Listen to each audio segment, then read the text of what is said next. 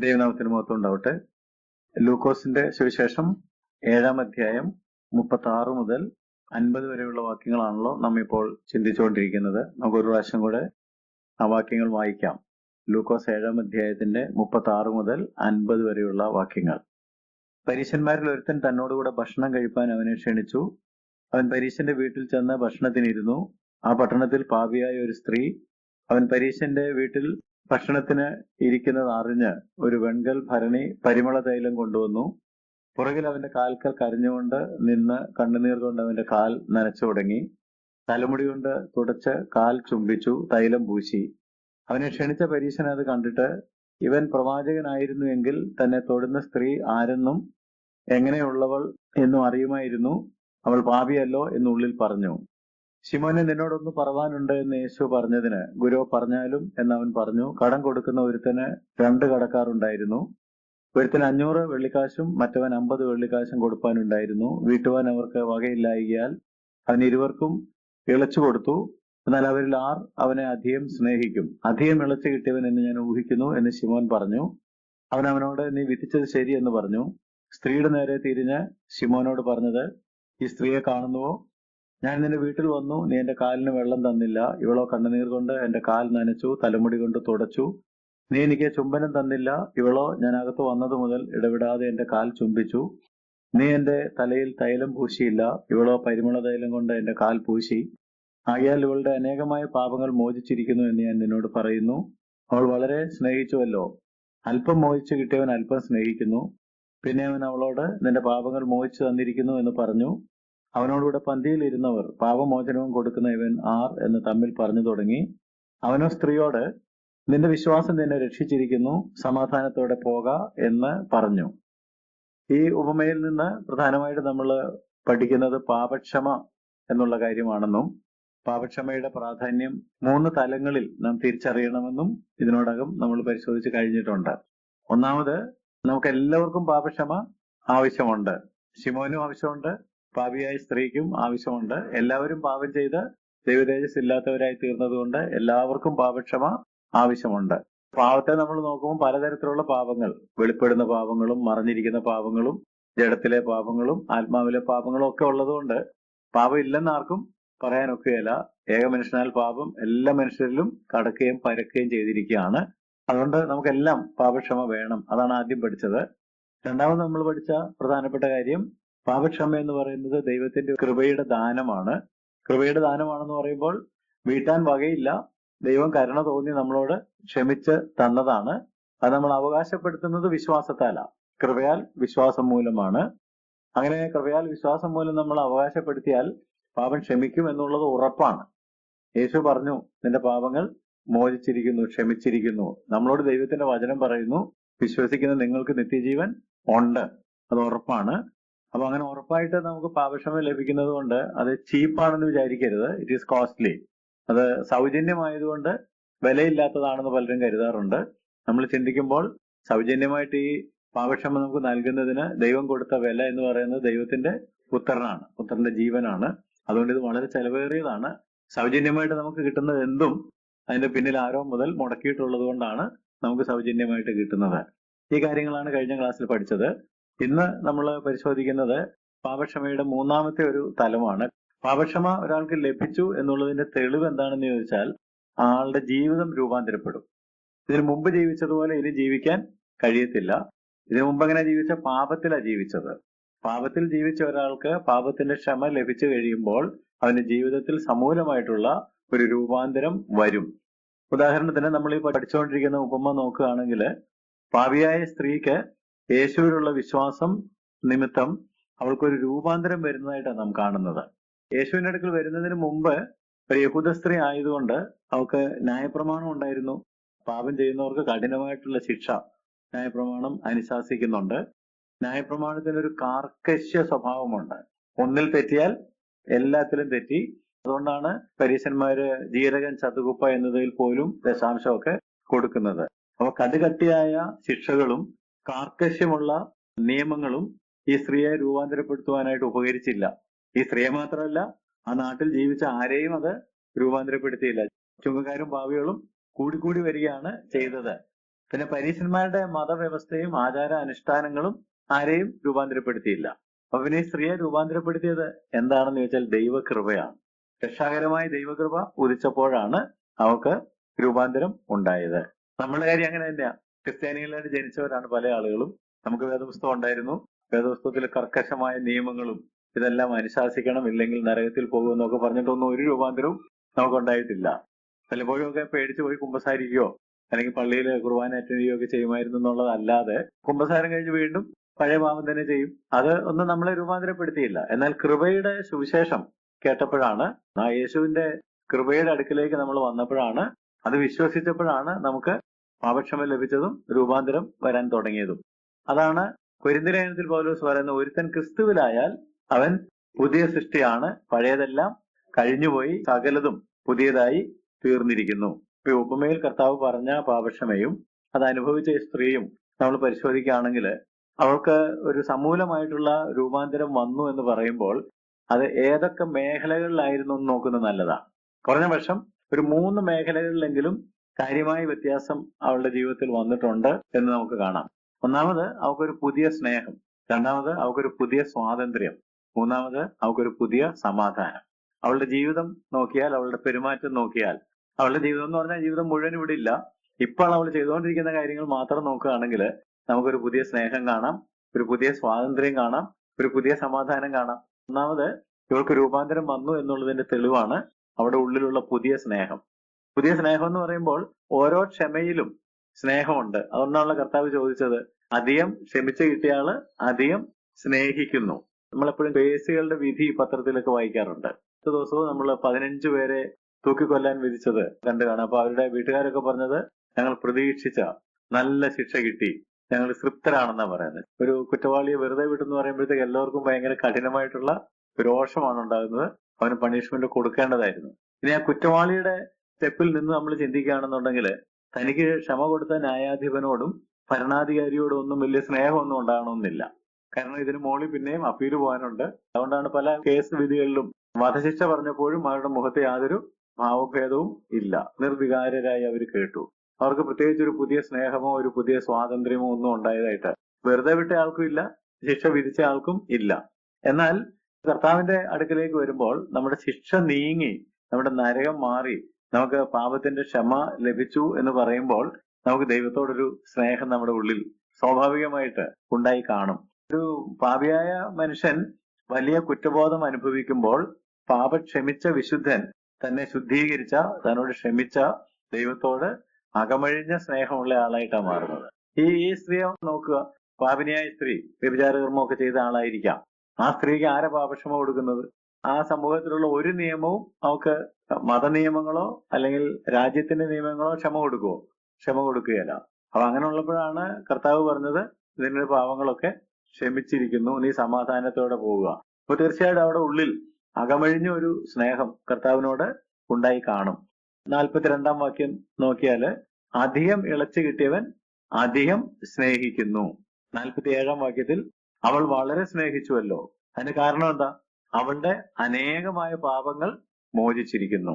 ശിമോൻ ഇല്ലാത്തൊരു സ്നേഹം ഈ സ്ത്രീയിൽ കാണുന്നു. അതിന്റെ കാരണം അവളുടെ അനേകമായ പാപങ്ങൾ മോചിച്ചിരിക്കുന്നു, ക്ഷമിച്ചിരിക്കുന്നു. അവൾക്ക് ആ ബോധം ഉണ്ടായപ്പോഴാണ്.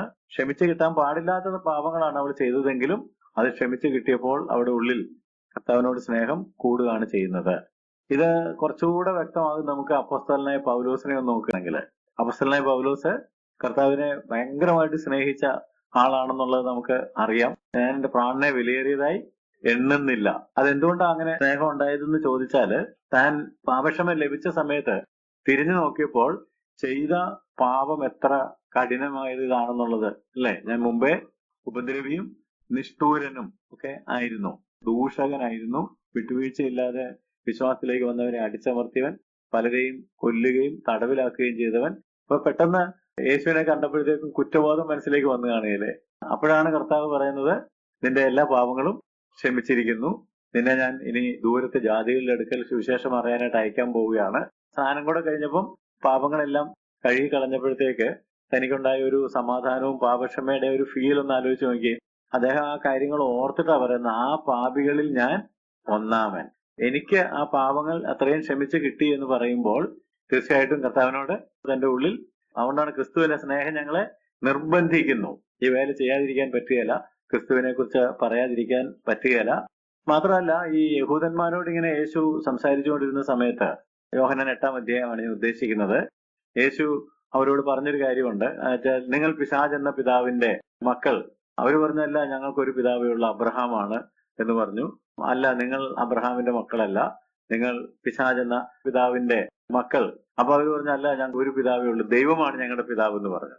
അപ്പൊ 8-ാം അധ്യായത്തിന്റെ 42-ാം വാക്യം വായിക്കുകയാണെങ്കിൽ യേശു അവരോട് പറഞ്ഞത്, ദൈവം നിങ്ങളുടെ പിതാവെങ്കിൽ നിങ്ങൾ എന്നെ സ്നേഹിക്കുമായിരുന്നു.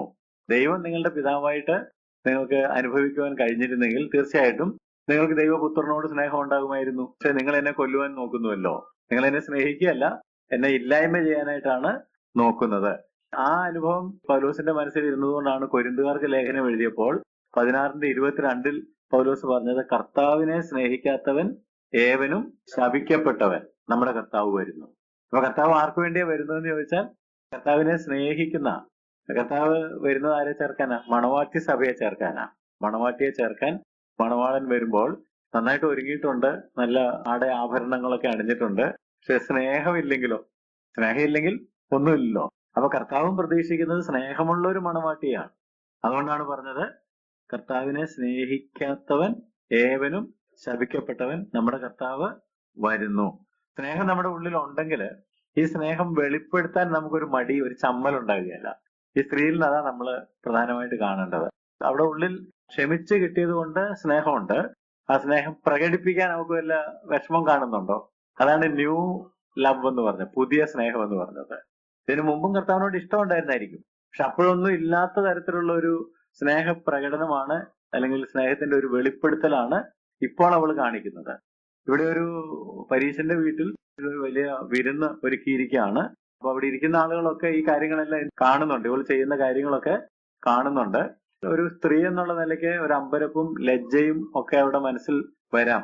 ഇപ്പൊ ഞാനിങ്ങനെ ചെയ്യണോ, ചെയ്താൽ ആളുകൾ എന്ത് ചിന്തിക്കും എന്നൊക്കെ. പക്ഷെ അതൊന്നും അവളെ പിന്തിരിപ്പിക്കുന്നില്ല. പിന്തിരിപ്പിക്കാത്തത് എന്തുകൊണ്ടാണെന്ന് ചോദിച്ചാൽ, അവൾക്ക് കിട്ടിയ ക്ഷമയുടെ വലുപ്പം എന്ന് പറയുന്നത്, നേരത്തെ പറഞ്ഞതുപോലെ മതത്തിനോ ന്യായപ്രമാണത്തിനോ പരീശന്മാർക്കോ ശാസ്ത്രിമാർക്കോ ഒന്നും കൊടുക്കാൻ കഴിയാത്ത ഒരു കാര്യമാണ് ഇപ്പൊ അവൾക്ക് കിട്ടിയിരിക്കുന്നത്. ഇത് സംഭവിച്ചതെന്നുള്ളത് കൊണ്ട് അവന്റെ കാല് കണ്ണുനീര് കൊണ്ട് നനയ്ക്കാനും തലമുടി കൊണ്ട് തുടയ്ക്കാനും അതിൽ തൈലം പൂശാനും ഒന്നും യാതൊരു മടിയും അവള് കാണിക്കുന്നില്ല. D.L. മോഡി എന്ന് പറയുന്ന സുവിശേഷകൻ ഷിക്കാഗോയിലാണ് ജീവിച്ചിരുന്നത്. അദ്ദേഹത്തെ അവിടുത്തെ ആളുകൾ പലപ്പോഴും ക്രൈസി മൂഡി, വട്ടനായ അല്ലെങ്കിൽ ഭ്രാന്തനായ മൂഡി എന്ന് വിളിക്കാറുണ്ടായിരുന്നു.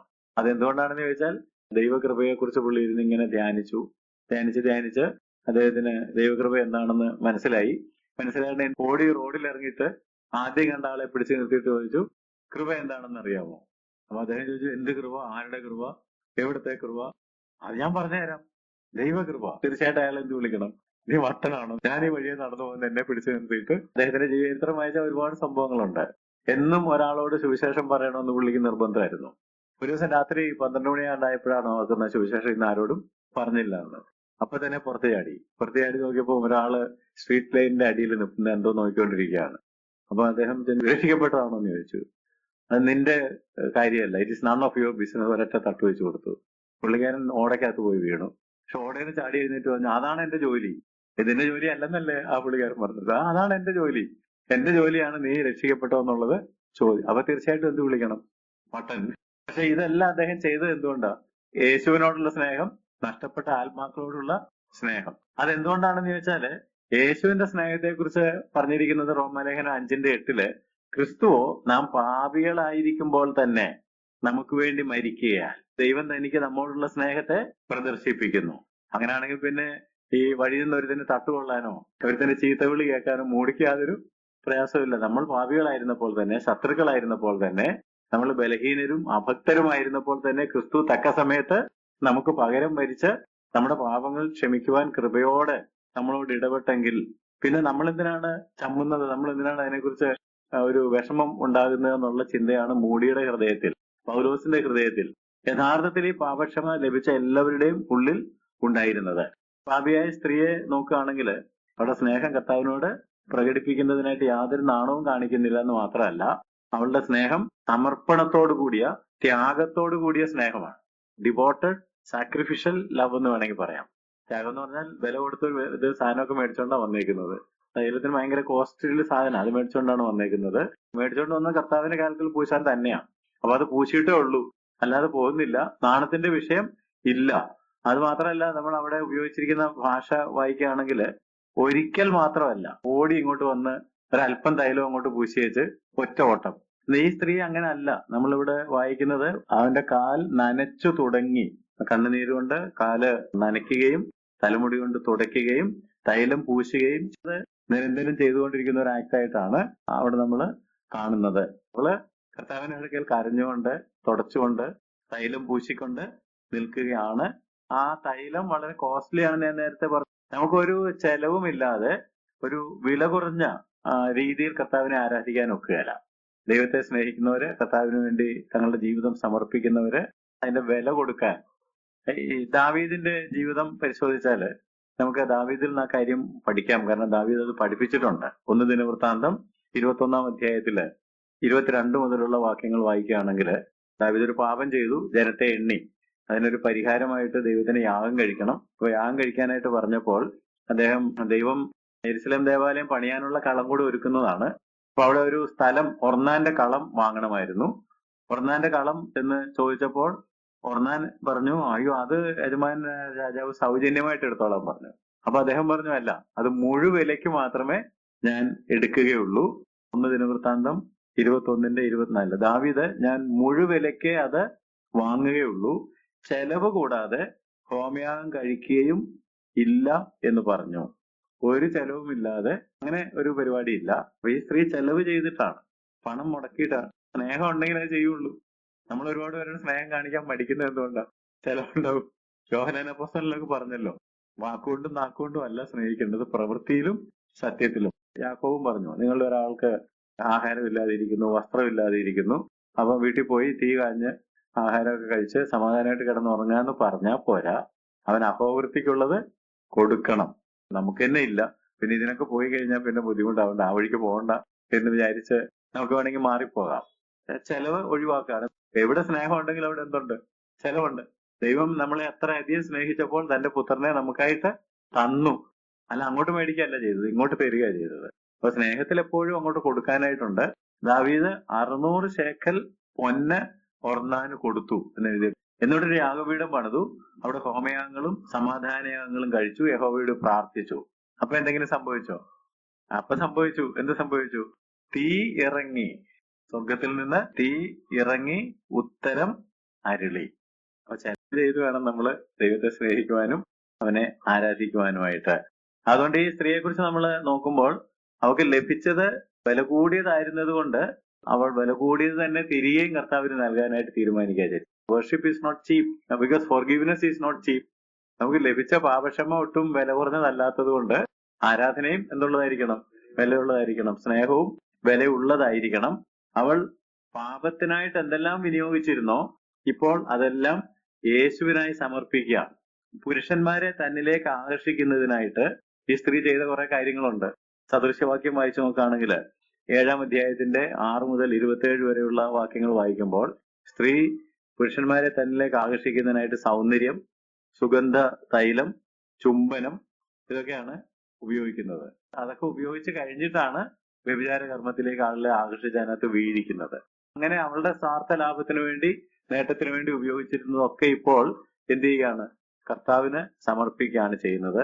പാപക്ഷമ ലഭിച്ചു കഴിഞ്ഞപ്പോൾ അതെല്ലാം, ചുംബനം കർത്താവിന് നൽകി, സുഗന്ധം കർത്താവിന് നൽകി, അവളുടെ വസ്ത്രം അല്ലെങ്കിൽ തലമുടി കൊണ്ട് കാല് തുടയ്ക്കുന്നു. എന്ത് സ്വാർത്ഥതയ്ക്ക് വേണ്ടി ഉപയോഗിച്ചോ അതെല്ലാം തിരികെ കർത്താവിന് നൽകുന്നതാണ് നാം കാണുന്നത്. രണ്ടാമത് ഞാൻ നിങ്ങളുടെ ശ്രദ്ധയിൽ കൊണ്ടുവരുന്ന ഒരു പുതിയ സ്വാതന്ത്ര്യം, ന്യൂ ഫ്രീഡം. ഈ സ്ത്രീ യേശുവിന്റെ അടുക്കൽ വന്ന് പാപക്ഷമ പ്രാപിച്ചിട്ട് ഈ കാര്യങ്ങളൊക്കെ ചെയ്ത കാര്യം ചിന്തിക്കുകയാണെങ്കിൽ ന്യൂ ഫ്രീഡം. ആളുകൾ അവിടെ നിൽപ്പുണ്ടെന്നുള്ളതും ആളുകൾ അഭിപ്രായം പറയും. നമുക്ക് അങ്ങനെയാണല്ലോ നമുക്കൊരു ഫ്രീഡം നഷ്ടപ്പെടുന്നത്. അവിടെ അല്ലേ ആരാധനയ്ക്കൊക്കെ വരുന്നതല്ലേ സ്വതന്ത്രമായിട്ട് ആരാധിക്കാന്നൊക്കെ പറയല്. നിങ്ങൾ ആരാ അപ്പുറത്ത് നിൽക്കുന്ന ഇപ്പുറത്ത് നിൽക്കുന്ന ഒന്നും നോക്കേണ്ട കാര്യമില്ല. ഇതിവിടെ സ്ത്രീയോട് ആരെങ്കിലും പറഞ്ഞോ? അത്രയൊക്കെ പറഞ്ഞിട്ട് നമുക്ക് ഫ്രീഡം തോന്നുന്നില്ല. പെട്ടെന്നൊരു ബോധം വരുമോ? ഞാൻ പറയുന്നത് മറ്റവരെന്ത് ചിന്തിക്കും, എന്റെ വാക്ക് തെറ്റിപ്പോകുമോ, ഇത് ആരാധന അല്ലാതെ ഇനി പ്രാർത്ഥന ആയി പോകുമോ, അപ്പൊ ബാക്കിയുള്ളവർ എന്തെങ്കിലും പറയുമോ? ഈ സ്ത്രീക്ക് അങ്ങനത്തെ യാതൊരു ബോധലക്ഷണവും ഇല്ല. കാരണം ഷീസ് ഫുൾ ഓഫ് ലവ്. അവള് സ്നേഹം നിറഞ്ഞിരിക്കുകയാണ്. സ്വാതന്ത്ര്യത്തിനായിട്ട് ക്രിസ്തു അവളെ സ്വതന്ത്രമാക്കിയിരിക്കുകയാണ്. അപ്പൊ അവളെ അതിൽ നിന്ന് തടയുന്നതൊന്നും ഇല്ല. പാപത്തിന്റെ ഭാരമുള്ള മുഖവും ചുമടും ഒക്കെ ചുമന്നുകൊണ്ട് ഇവള് നടന്നത്. പക്ഷെ കർത്താവിന്റെ അടുക്കൽ ആശ്വാസം പ്രാപിച്ചു കഴിഞ്ഞ ഉടനെ കർത്താവ് പാപത്തിന്റെ മുഖം എടുത്തു കളഞ്ഞിട്ട് വേറെ വല്ല മുഖം വെച്ചു കൊടുത്തു. അധ്വാനിക്കുന്നവരും ഭാരം ചുമക്കുന്നവരും എന്റെ അടുക്കൽ വാ, ഞാൻ നിങ്ങളെ ആശ്വസിപ്പിക്കാം. അത് കഴിഞ്ഞിട്ട് ഒരു കാര്യം കൂടെ പറഞ്ഞല്ലോ, എന്റെ മുഖം ഏറ്റുകൊണ്ട് എന്നോട് പഠിക്കണം. പക്ഷെ എന്റെ മുഖം മൃദുവും എന്റെ ചുമട് ലഘുവും, അതാ വെച്ചു കൊടുത്തത്. മറ്റേത് ഈ അപ്പസ്വലന്മാർ പറഞ്ഞു നോക്കുന്നുണ്ടോ, നമ്മുടെ പിതാക്കന്മാർക്ക് പോലും ചുമക്കാൻ കഴിയാത്ത മുഖം ആളുടെ മേൽ വെക്കണ്ട. അപ്പൊ ആ മുഖം കൊണ്ടാണ് ഇവിടെ വന്നേക്കുന്നത്. കർത്താവ് പതുക്കെ അതങ്ങ് എടുത്തു മാറ്റിയിട്ടാണ്. അപ്പൊ അതിന്റെ കീഴിലാ നിന്നിരുന്നെങ്കിൽ ഞെരുങ്ങിപ്പോയേനെ. സ്വാതന്ത്ര്യം ഇല്ല, ആരാധിക്കാൻ പറ്റിയല്ല, പുരുഷന്റെ അടുക്ക വരാനൊക്കെയല്ല, യേശുവിന്റെ അടുത്തേക്കൊന്നും എത്താനൊക്കെയല്ല. കാരണം കംപ്ലീറ്റ് വിലക്കുകളാണ്. നോക്കരുത്, തൊടരുത്, പിടിക്കരുത്, രുചിക്കരുത്. പക്ഷെ അതങ്ങ് എടുത്തു മാറ്റിയിട്ട് ഒരു മൃദുവും ലഘുവുമായ ഒരു മുഖം കർത്താവ് വെച്ചു കൊടുത്തു. വെച്ചു കൊടുത്തതോടുകൂടെ ആ പാപഭാരം അങ്ങ് നീങ്ങിപ്പോയി. അപ്പൊ ഈ സ്ത്രീയുടെ പാപഭാരം മുഴുവനും കർത്താവ് ക്ഷമിച്ചു കൊടുത്തപ്പോൾ അവളൊരു പുതിയ സ്വാതന്ത്ര്യത്തിലേക്കാണ് വരുന്നത്. യോഹന്നാൻ 8:36 പറഞ്ഞ, പുത്രൻ നിങ്ങൾക്ക് സ്വാതന്ത്ര്യം വരുത്തിയാൽ നിങ്ങൾ സാക്ഷാൽ സ്വതന്ത്രരാകും. സ്ത്രീയെ, നിന്റെ അനേകമായ പാപങ്ങൾ മോചിച്ചു തന്നിരിക്കുന്നു, സമാധാനത്തോടെ പോകാം എന്ന് പറഞ്ഞപ്പോൾ അവള് ഒരു പുതിയ സ്വാതന്ത്ര്യത്തിലേക്കാണ്. പാപം പലപ്പോഴും സ്വാതന്ത്ര്യം വാഗ്ദാനം ചെയ്യും. മുടിയനായ പുത്രനെ ഓർത്താൽ മതി. മുടിയനായ പുത്രനോട് പാപം പറഞ്ഞ കാര്യം എന്താണെന്ന് ചോദിച്ചാൽ, ഇവിടെ നിന്നാൽ ഇത് ബേഡനാണ്, നിന്റെ എല്ലാം മേടിച്ചിട്ട് ദൂരദേശത്തേക്ക് പോവുക, അപ്പോൾ നിനക്ക് അടിച്ചു പൊളിക്കാം, സ്വതന്ത്രനായിട്ട് ജീവിക്കാം. അങ്ങനെയാണ് ഇതെല്ലാം മേടിച്ചു പോയത്. പക്ഷെ സ്വാതന്ത്ര്യത്തിലാണോ അവസാനിച്ചത്? അല്ല, അടിമത്തത്തിലാണ് അവസാനിച്ചത്. കുറ്റബോധത്തിന്റെ അടിമ, സാമ്പത്തിക ചൂഷണത്തിന്റെ അടിമ, പന്നികളുടെ വേല, ഇവിടുത്തെ യജമാനന്റെ അടിമ. പാപം സ്വാതന്ത്ര്യം വാഗ്ദാനം ചെയ്തെങ്കിലും അവസാനം അടിമത്തത്തിലേക്കാണ് കൊണ്ടെത്തിക്കുക. പക്ഷെ കർത്താവ് അങ്ങനല്ല. കർത്താവ് സ്വാതന്ത്ര്യം വാഗ്ദാനം ചെയ്താൽ തീർച്ചയായിട്ടും നമ്മളെ തികഞ്ഞ സ്വാതന്ത്ര്യത്തിലേക്കാണ് നമ്മളെ കൊണ്ടുവരുന്നത് എന്ന് അറിഞ്ഞിരിക്കണം. പാപം വേറൊരു കാര്യം കൂടി ചെയ്യും. നമ്മളെ ഇങ്ങനെ വളരെ പെതുക്കെ ഈ എട്ടുകാലി വല കെട്ടുന്നത് പോലെ പെതുക്കെയാണ് നമ്മളെ ഇതിനകത്ത് പിടിച്ച് മുറുക്കി അവസാനം പെട്ടുപോയി കഴിയുമ്പോഴേ അറിയത്തുള്ളൂ ആകെപ്പാടെ വല്ലാത്ത, ഇത് അഴിച്ചെടുക്കാൻ പറ്റാത്ത ഒരു വല്ലാത്ത കുരുക്കിലാണല്ലോ. അത് പാപം ചെയ്യുന്ന, പിശാച് ചെയ്യുന്നൊരു പണിയാണ് എന്ന് അറിഞ്ഞിരിക്കണം. ഈ പരീശനായ ശിമോന് സ്വാതന്ത്ര്യം ഉണ്ടായിരുന്നോ? ഇല്ല, അവനൊരു സ്വാതന്ത്ര്യം ഇല്ല. കാരണം അവൻ മതത്തിന്റെ ന്യായവാദങ്ങളിൽ നിന്നാണ് ഓരോ കാര്യങ്ങളും കാണുന്നത്. അതിൽ നിന്ന് അവനെ മോചിപ്പിക്കാൻ കഴിയുന്നില്ല. പക്ഷേ സ്ത്രീ സ്വതന്ത്രമായി. ആ ഓഡിയൻസിനെ കുറിച്ചോ മതത്തിന്റെ നിയമങ്ങളെ കുറിച്ചോ പരീശന്റെ വിമർശനങ്ങളെ കുറിച്ചോ യാതൊരു ബോധലക്ഷണം ആ സ്ത്രീക്ക് കാണുന്നില്ല. അവള് വളരെ ഫ്രീ ആയിട്ടാണ് കർത്താവിനെ ആശ്രയിക്കുന്നത്, കർത്താവിന്റെ അടുക്കൽ വന്ന് നിൽക്കുന്നത്. അതുകൊണ്ട് ഒരു പുതിയ സ്നേഹം, പുതിയ സ്വാതന്ത്ര്യം, അവസാനമായിട്ട് പുതിയ സമാധാനം. അവിടെ ഉള്ളിൽ ഒരു പുതിയ സമാധാനവും വ്യാപരിക്കുന്നത് നമുക്ക് കാണാം. പാപക്ഷമ ലഭിക്കുന്ന എല്ലാ ആളുകൾക്കും ഉള്ള ഒരു പ്രത്യേകതയാണ്, അവർക്ക് ദൈവത്തോട് സമാധാനമുണ്ട്. ദൈവത്തോട് സമാധാനം ഉള്ളത് കൊണ്ട് ദൈവത്തിന്റെ സമാധാനവും കിട്ടും. 7-ാം അധ്യായത്തിന്റെ 50-ാം വാക്യത്തില് യേശു പറഞ്ഞത് കേൾക്കുക, നിന്റെ വിശ്വാസം നിന്നെ രക്ഷിച്ചിരിക്കുന്നു, സമാധാനത്തോടെ പോകാം എന്ന് പറഞ്ഞു. യെശയ്യാപ്രവാചകന്റെ പുസ്തകം 48-ാം അധ്യായത്തിന്റെ 22-ാം വാക്യത്തില്, ദുഷ്ടന്മാർ കലങ്ങി മറിയുന്ന കടൽ പോലെയാകുന്നു, ദുഷ്ടന്മാർക്ക് സമാധാനമില്ല എന്ന് യഹോവ അരുളി ചെയ്യുന്നു. അപ്പം നമുക്ക് നീതി ലഭിക്കുമ്പോഴാണ് സമാധാനം നമുക്ക് ഉണ്ടാകുന്നത്. ദൈവം നമ്മളെ നീതീകരിച്ചു. അത് യെശയ്യാവ് 32:17 നീതിയുടെ പ്രവൃത്തി സമാധാനവും നീതിയുടെ ഫലം ശാശ്വത വിശ്രമവും നിർഭയതയും ആയിരിക്കും. അത് തന്നെയാണ് റോമാലേഖനം 5:1 വിശ്വാസത്താൽ നീതീകരിക്കപ്പെട്ടിട്ട് നമ്മുടെ കർത്താവ് യേശുക്രിസ്തു മൂലം നമുക്ക് ദൈവത്തോട് സമാധാനമുണ്ട്. അപ്പൊ പാപക്ഷമ ലഭിക്കുന്ന ഏതൊരാൾക്കും നീതീകരണം ലഭിക്കുന്നു, അവർക്ക് ദൈവത്തോട് സമാധാനമുണ്ട്. നീതിയുടെ പ്രവൃത്തി സമാധാനം, നീതിയുടെ ഫലം ശാശ്വത വിശ്രമം, നിർഭയത, ഭയമില്ല, സ്വാതന്ത്ര്യമുണ്ട്, സമാധാനമുണ്ട്, സ്നേഹമുണ്ട്, ഒരു ഭയവും ആകുലതയും ഇല്ല. ഒരു കാര്യം കൂടെ ഞാൻ നിങ്ങളെ ഓർമ്മപ്പെടുത്തുന്നത്, 7:50 സമാധാനത്തോടെ പോകാം, ഗോ ഇൻ പീസ് എന്നാണ് നമ്മൾ വായിക്കുന്നതെങ്കിലും അതിന്റെ ലിറ്ററൽ മീനിങ് എന്താണെന്ന് വെച്ചാൽ ഗോ ഇൻ ടു പീസ് എന്നാണ്. യേശു വാസ്തവത്തിൽ പറഞ്ഞത് എന്താണെന്ന് ചോദിച്ചാൽ നീ സമാധാനത്തിലേക്ക് പോകുക എന്നാണ്. സമാധാനത്തോടെ പോകുക എന്ന് പറഞ്ഞാൽ സമാധാനത്തിലേക്ക് പോകുക. ഇതുവരെ അസമാധാനത്തിലായിരുന്നു, ഇനി നീ എങ്ങോട്ട് പോകണം? സമാധാനത്തിലേക്ക് പോകണം. പാപക്ഷമ പ്രാപിച്ചു കഴിയുമ്പോൾ ഒരു സമാധാനത്തിന്റെ തലത്തിലേക്കാണ് നമ്മൾ പ്രവേശിക്കുന്നത്. റെൽം ഓഫ് പീസ് എന്ന് വേണമെങ്കിൽ പറയാം. ആ തലത്തിലേക്കാണ് നമ്മൾ പ്രവേശിക്കുന്നത്. കൃപയും വിശ്വാസവും കൂടെ ചേരുമ്പോഴാണ് നമുക്ക് പാപക്ഷമ ലഭിക്കുന്നതെങ്കിൽ അത് തീർച്ചയായിട്ടും നമ്മളെ സമാധാനത്തിലേക്ക് നയിക്കും. കൃപയാൽ വിശ്വാസം മൂലം നീതീകരിക്കപ്പെട്ടിട്ട് ദൈവത്തോട് സമാധാനം. അപ്പൊ കൃപയും വിശ്വാസവും നമ്മളിൽ പ്രവർത്തിച്ചിട്ട് നമുക്ക് പാപക്ഷമ ലഭിച്ചാൽ തീർച്ചയായിട്ടും നമുക്ക് സമാധാനം അനുഭവിക്കുവാനായിട്ട് കഴിയും. ഒരു യഥാർത്ഥ വിശ്വാസി സമാധാന അന്തരീക്ഷത്തിലാണ് ജീവിക്കുന്നത്. അങ്ങനെ ജീവിക്കേണ്ടത്. ദൈവരാജ്യം എന്ന് പറയുന്നത് ഭക്ഷണവും പാനീയവുമല്ല, നീതിയും സമാധാനവും പരിശുദ്ധാത്മാവിൽ സന്തോഷവും. ക്രിസ്ത്യാനി ആണോ എന്നുള്ളതിന്റെ ടെസ്റ്റ് തന്നെ എന്താണെന്ന് ചോദിച്ചാൽ എന്തെങ്കിലുമൊക്കെ കേൾക്കുമ്പോൾ നമ്മുടെ സമാധാനം പോകുന്നുണ്ടോ എന്നുള്ളതാണ്. പലതും സംഭവിക്കും. വ്യക്തി ജീവിതത്തിൽ സംഭവിക്കും, നാട്ടിൽ സംഭവിക്കും, സഭയിൽ സംഭവിക്കും. കർത്താവ് പറഞ്ഞതാണ്, എന്റെ സമാധാനം ഞാൻ നിങ്ങൾക്ക് തന്നേച്ചു പോകുന്നു, ലോകം തരുന്നത് പോലെ അല്ല. നിങ്ങളുടെ ഹൃദയം കലങ്ങി പോകരുത് എന്ന് പറഞ്ഞാൽ ബി ഇൻ പീസ്, സമാധാനത്തിലായിരിക്കുക എന്നാണ് പറഞ്ഞത്. അതുകൊണ്ട് കർത്താവ് നമ്മളോട് പറയുന്നത് ഗോ ഇൻ ടു പീസ് എന്നാണ്, സമാധാനത്തിലേക്ക് പോകുക എന്നാണ്. വചനം പരിശോധിക്കുകയാണെങ്കിൽ 2 സ്ത്രീകളോടാണ് യേശു ഇങ്ങനെ സമാധാനത്തോടെ പോക എന്ന് പറഞ്ഞത്. ഈ പാപിയായ സ്ത്രീ ഒരാൾ, മറ്റേ ആളാരാ? രക്തസ്രവക്കാരി. ലൂക്കോസ് 8:48 നമ്മളത് കാണുന്നത്. രക്തസ്രവക്കാരി സ്ത്രീയോടും മകളെ, നിന്റെ വിശ്വാസം നിന്നെ രക്ഷിച്ചിരിക്കുന്നു, സമാധാനത്തോടെ പോക. അപ്പൊ ഈ 2 സ്ത്രീകളോടാണ് യേശു ഇങ്ങനെ സമാധാനത്തോടെ പോക എന്ന് പറഞ്ഞത്. അപ്പൊ അങ്ങനെയാണെങ്കിൽ ഇന്നും കൃപയിൽ ആശ്രയിച്ച് വിശ്വാസത്തോടെ യേശുവിൽ നിന്ന് പാപക്ഷമ പ്രാപിക്കുന്ന നമ്മളോട് ഓരോരുത്തരോടും കർത്താവ് പറയുന്നത് ഗോ ഇൻ ടു പീസ്, സമാധാനത്തിലേക്ക് പോവുക എന്നാണ് പറയുന്നത്. കാര്യങ്ങളെല്ലാം നോക്കുകയാണെങ്കിൽ ഈ സ്ത്രീ ഒരു രൂപാന്തരപ്പെട്ട ആളായിട്ടാണ് മടങ്ങിയതെന്നുള്ളത്. പാപക്ഷമ ലഭിച്ചതോടുകൂടെ ഒരു പുതിയ സ്നേഹം, ഒരു പുതിയ സ്വാതന്ത്ര്യം, പുതിയ സമാധാനം, അതാണ് അവള് രൂപാന്തരപ്പെട്ടു എന്നുള്ളതിന്റെ ഏറ്റവും വലിയ തെളിവ് എന്നോർക്കുക. ഈ സദ്യ നടത്തിയ ശിമോനും വേണമെങ്കിൽ രൂപാന്തരപ്പെട്ട ഒരു മനുഷ്യനാകാമായിരുന്നു. യേശുവിനെ വിളിച്ചു വരുത്തിയത് എന്തുകൊണ്ടായിരുന്നു എന്ന് ചില ഊഹാപോഹങ്ങൾ നമ്മൾ പറഞ്ഞുവിടും. നമുക്കറിയാൻ പാടില്ല എന്ത് കാര്യത്തിനാണ് വിളിച്ചു വരുത്തിയതെന്ന്. പക്ഷെ ഈ രൂപാന്തരം കണ്ടപ്പോഴെങ്കിലും ഈ മനുഷ്യന് രൂപാന്തരപ്പെടാമായിരുന്നു, ഈ അനുഭവങ്ങളിലേക്കൊക്കെ വരാമായിരുന്നു. എന്നാൽ അവന്റെ അവസരം നഷ്ടമാക്കി. കാരണം അവരുടെ വിമർശന ബുദ്ധിയോടാണ് നിൽക്കുന്നത്, പോസിറ്റീവായിട്ട് അതിനെ കാണുകയല്ല ചെയ്യുന്നത്. അതുകൊണ്ട് അവന്റെ അവസരം നഷ്ടപ്പെടുത്തി. അവന്റെ പ്രോബ്ലം എന്തായിരുന്നെന്ന് ചോദിച്ചാല് ആത്മീയ അന്ധകാരം. ആത്മീയമായിട്ട് ഈ കാര്യങ്ങൾ ഒരു തുറന്ന മനസ്സോടെ കാണാൻ കഴിയുന്നില്ല. ഒരു വിമർശന ബുദ്ധിയ, ബയസ്ഡ് ആയിട്ട്, അതായത് ന്യായപ്രമാണത്തോട് മാത്രം ചായ്വുള്ള, മതത്തോട് മാത്രം ഭക്തിയുള്ള ഒരു മനസ്സിൽ നിന്നാണ് കാര്യങ്ങൾ കാണുന്നത്. ആളുകൾ രക്ഷയിലേക്ക് വരണമെങ്കിൽ അവർക്ക് എന്ത് വേണം? ഒരു ഓപ്പൺ മൈൻഡ്, ഒരു തുറന്ന മനസ്സ് വേണം. സ്വതന്ത്രമായിട്ട് ചിന്തിക്കാനുള്ള ഒരു മനസ്സ് വേണം.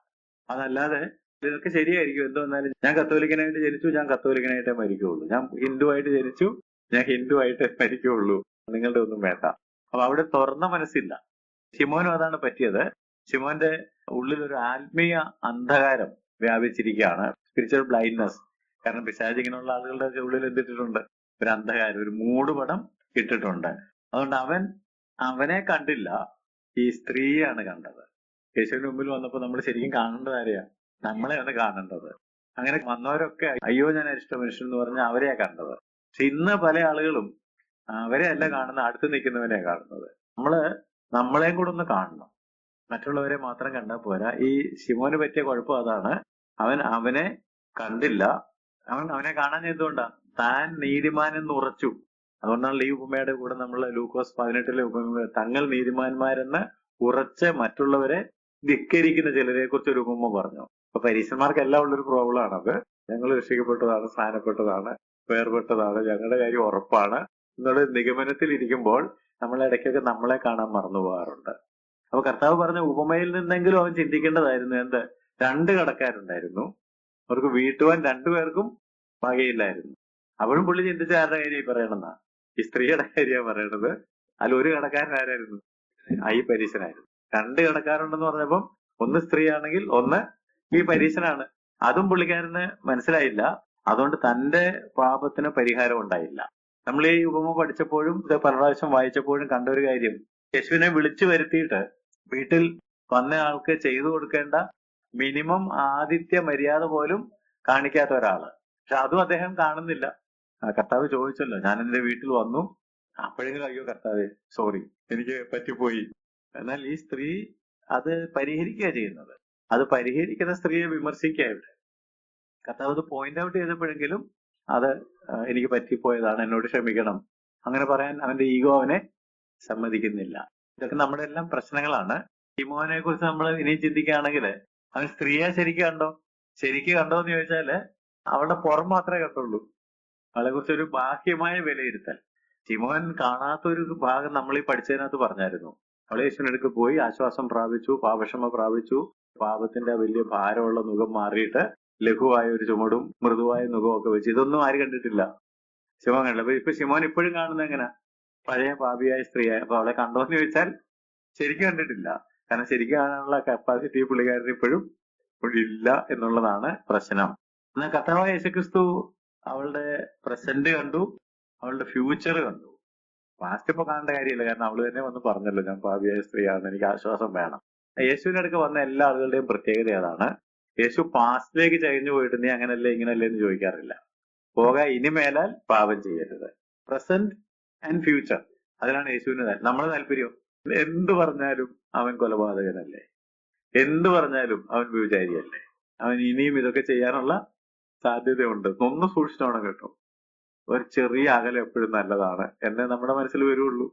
പക്ഷെ യേശു ആ ഭാഗത്തേക്ക് നോക്കുന്നില്ല. കാരണം യേശുവിനെ സംബന്ധിച്ചത് സമുദ്രത്തിന്റെ ആഴത്തിൽ കളഞ്ഞു, പുറകിൽ എറിഞ്ഞു കളഞ്ഞു, കണക്ക് മായച്ചു കളഞ്ഞു, ഉദയം അസ്തമയത്തോട് അകന്നിരിക്കുന്നത് പോലെ അകറ്റി കളഞ്ഞു. ഇനി ആ ദൈവത്തിന്റെ പട്ടികയിൽ ഇല്ല. അതുകൊണ്ട് തീർച്ചയായിട്ടും യേശു ഇനി മുമ്പോട്ടുള്ള കാര്യങ്ങളാണ് കാണുന്നത്. ഞാൻ ഈ അടുത്ത സമയത്ത് ദിനവൃത്താന്ത പുസ്തകവും രാജാക്കന്മാരുടെ പുസ്തകവും കൂടെ താരതമ്യം ചെയ്ത് വീണ്ടും ഒന്ന് പഠിക്കാനിടയായി.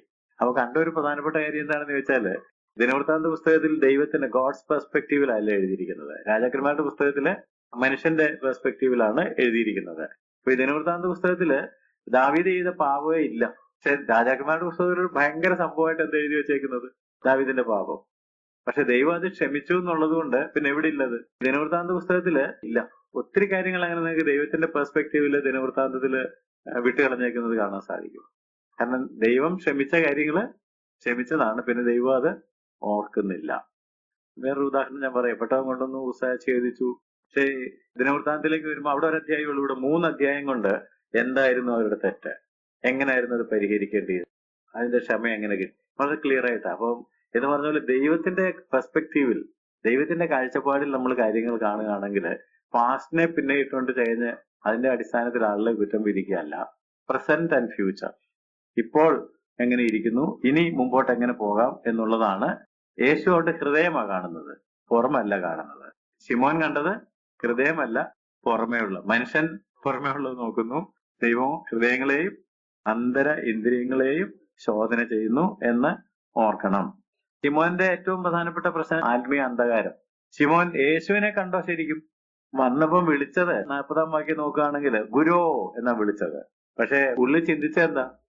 ഇവൻ പ്രവാചകനായിരുന്നുവെങ്കിൽ തന്നെ തൊടുന്ന സ്ത്രീ ആരെന്നും എങ്ങനെയുള്ളവനെന്നും അറിയുമായിരുന്നു, അവൾ പാപിയല്ലോ എന്ന് ഉള്ളിൽ പറഞ്ഞു. പുറമെ ഗുരോ, ഉള്ളിൽ ഒരാള് ശരിയല്ല. ശിമോന്റെ യേശുവിനോടുള്ള സമീപനവും ശരിയല്ല. ഗുരു എന്ന് വിളിച്ച് സുഖിപ്പിക്കുമ്പോൾ അവന്റെ ഉള്ളിലിരിക്കുന്നത് ഇവൻ പ്രവാചകനല്ല. അപ്പൊ യേശുവിനെയും കണ്ടിട്ടില്ല, സ്ത്രീയെയും കണ്ടിട്ടില്ല. അതിന്റെ കാരണം അവന്റെ ഉള്ളിൽ ഒരു ആത്മീയ അന്ധകാരം, ഒരു സ്വയനീതി ഒക്കെ കിടക്കുകയാണ്. അതുകൊണ്ട് അവന് യാതൊരു രൂപാന്തരവും വന്നില്ല. Until we know Jesus personally, നമ്മൾ കർത്താവായ യേശുക്രിസ്തുവിനെ വ്യക്തിപരമായി ഈ സ്ത്രീ അറിഞ്ഞതുപോലെ അനുഭവിച്ച് അറിയുന്നത് വരെ നമ്മുടെ ആത്മീയ കണ്ണ് തുറക്കുകയില്ല. അതുകൊണ്ടാണ് പൗലോസ് എഫെസോസുകാർക്ക് വേണ്ടി പ്രാർത്ഥിച്ച അവരുടെ ഹൃദയദൃഷ്ടി പ്രകാശിപ്പിച്ചിട്ട്, അവരുടെ വിളിയാലുള്ള ആശ, അവർക്ക് വേണ്ടി വ്യാപരിക്കുന്ന ദൈവത്തിന്റെ അളവറ്റ ശക്തിയുടെ വലിപ്പം, ഇതൊക്കെ കാണാൻ അവരുടെ കണ്ണൊന്ന് തുറക്കണമേ. അതുകൊണ്ട് യേശുവിനെ കാണുന്നത് വരെ കണ്ണ് തുറക്കുന്നില്ല ആളുകളുടെ. എന്തിനാ കണ്ണ് തുറക്കുന്നത്? നമ്മെയും മറ്റുള്ളവരെയും കാണേണ്ടതുപോലെ കാണുവാൻ. ഇത് രണ്ടും നടക്കണമെന്നുണ്ടെങ്കിൽ നമ്മുടെ അകത്തൊരു പ്രവൃത്തി നടന്നെങ്കിലേ ഒക്കുള്ളൂ. അത് ഈ ശിമോനിൽ നടന്നിരുന്നില്ല, എന്നാൽ ഈ സ്ത്രീയിൽ അത് നടന്നു. അതാണ് നമ്മൾ ഈ ഉപമയിൽ നിന്ന് പഠിക്കേണ്ടത്. പാപക്ഷമയുടെ 3 തലങ്ങളാണ് നാം പരിശോധിച്ചത്. അതാണ് ഈ ഉപമ നമ്മളെ പഠിപ്പിക്കുന്നത്. എല്ലാവർക്കും പാപക്ഷമ വേണം.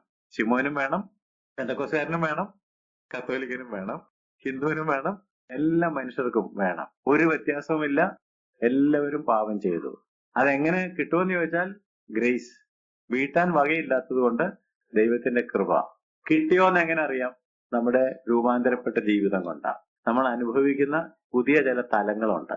3 തലങ്ങളാണ് ഞാനിപ്പോ പറഞ്ഞത്.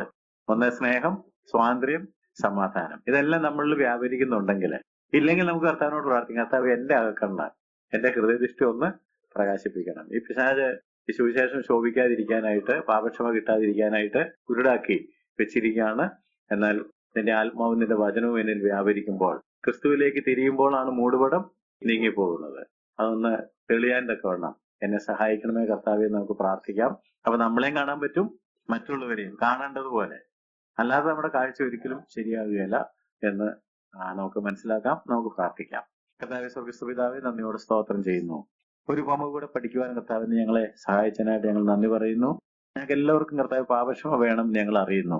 പലതരത്തിലുള്ള പാപങ്ങളിൽ അകപ്പെട്ട് ഞങ്ങളെ തന്നെ ന്യായീകരിച്ച് കർത്താവ് സ്വയം നീതിയിലും കർത്താവ് മറ്റുള്ളവരെ കുറ്റം പറയുന്നതിലൊക്കെ ഞങ്ങൾ ഇരിക്കുമ്പോൾ, കർത്താവ് ജഡത്തിലെയും ആത്മാവിലെയും പാപങ്ങൾ, പരസ്യവും രഹസ്യവുമായ പാപങ്ങളൊക്കെ ഏറ്റുപറഞ്ഞ് ഉപേക്ഷിച്ച് കരുണ പ്രാപിപ്പാൻ തക്കവണ്ണം ഞങ്ങളെ സഹായിച്ചാട്ടെ.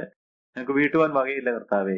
അവിടുന്ന് കൃപയാൽ കർത്താവ് വിശ്വാസം മൂലം ഇത് ഞങ്ങൾക്ക് സൗജന്യമായിട്ട് തരുന്നു.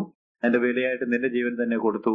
നിന്റെ വചനത്തിൽ കർത്താവെ ഞങ്ങൾക്ക് ശക്തമായ ഉറപ്പുകൾ തന്നിരിക്കുന്നു. നന്ദി കർത്താവെ. കർത്താവെ, ആ പാപക്ഷമ ഞങ്ങൾ പ്രാപിച്ചിട്ട് രൂപാന്തരത്തിന്റെ ഉടമകളായി തീരുവാൻ തക്കവണ്ണം പുതിയ സ്നേഹവും പുതിയ സ്വാതന്ത്ര്യവും പുതിയൊരു സമാധാനവും അനുഭവിക്കുന്നവരാകുവാൻ തക്കവണ്ണം സഹായിക്കണം.